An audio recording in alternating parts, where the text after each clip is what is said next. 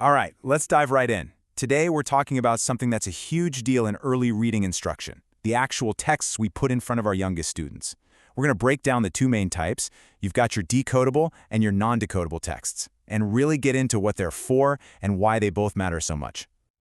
So let's start with the big idea, the main takeaway from our source material that really drives everything else we're going to discuss.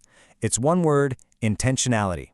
Look, it's not just about having a classroom library overflowing with books. It's about knowing exactly why you're picking up that book at this moment for that student. So yeah, that's the million-dollar question, right? To help us figure this out, we're going to use a little analogy for this whole explainer. Think of learning to read like learning to cook. You absolutely need clear, structured lessons, but you also need to experience the absolute joy of an amazing meal. You need both, and they do totally different jobs. First up, let's talk about the recipe. You know, when you're first learning your way around a kitchen, a simple step-by-step recipe is your best friend, right? It tells you exactly what to do to get a good result. Well, in the world of learning to read, decodable texts are that recipe. So, what is a decodable text, really?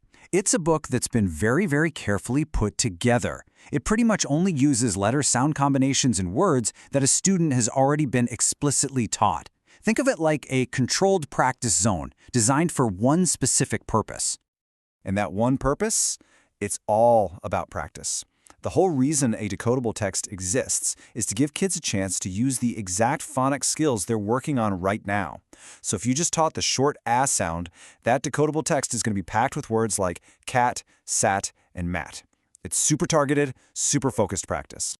And what happens when they get this kind of targeted practice? Oh, it's huge. That moment, a kid realizes, hey, I know these sounds. I can actually read this sentence. That is a massive confidence booster. That success helps them build automaticity.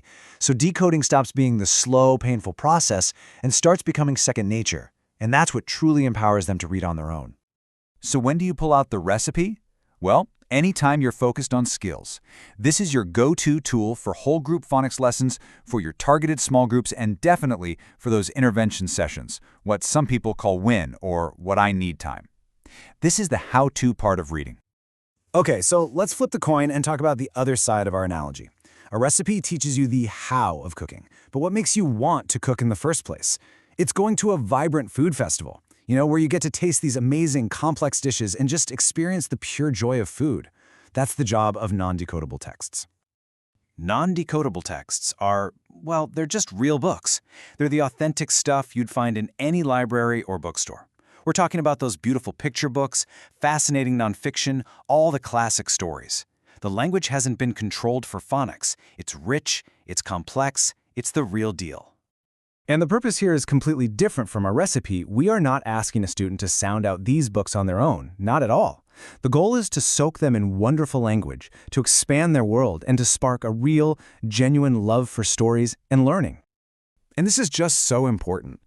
Because while kids are learning the how of reading with decodables, these texts are building the why. Listening to complex stories builds their comprehension, it gives them the background knowledge they'll need later, and it exposes them to tons of amazing new words. This is what makes kids passionate about reading. So, when do you take your students to the festival? This is your teacher read-aloud time. It's your shared reading experiences. It's when you, the expert reader, get to guide them through a book, show them what fluent reading sounds like, and have those awesome, rich conversations about what you're reading.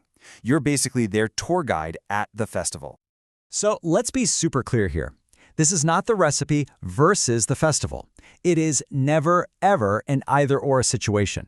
Just like you need a balanced diet with different kinds of foods to be healthy, a developing reader needs a balanced diet of different kinds of texts.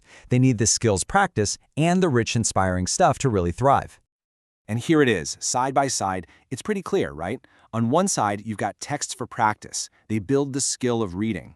On the other, you've got texts for exposure. They build the will to read. Both are absolutely critical. You just use them at different times for different reasons. Okay, let's wrap this up. What is the one thing you really need to take away from all of this, whether you're an educator or a parent trying to help a young reader? It really all comes down to this number: 2. Two essential kinds of texts working together in this really powerful partnership. One builds the skill, the other builds the will. And that gets us to the ultimate point here. The real power isn't in the books themselves. It's in you. It's in your intentional choices. The most effective teachers are masters at matching the right tool to the right job. They use decodables for skill practice, and they use rich, authentic books to inspire. Every single time. So I'll just leave you with this question to think about. By being truly deliberate and purposeful with every single text you choose, how can you completely transform a child's journey into becoming a skilled, confident, and most importantly, a passionate lifelong reader? It's something to think about.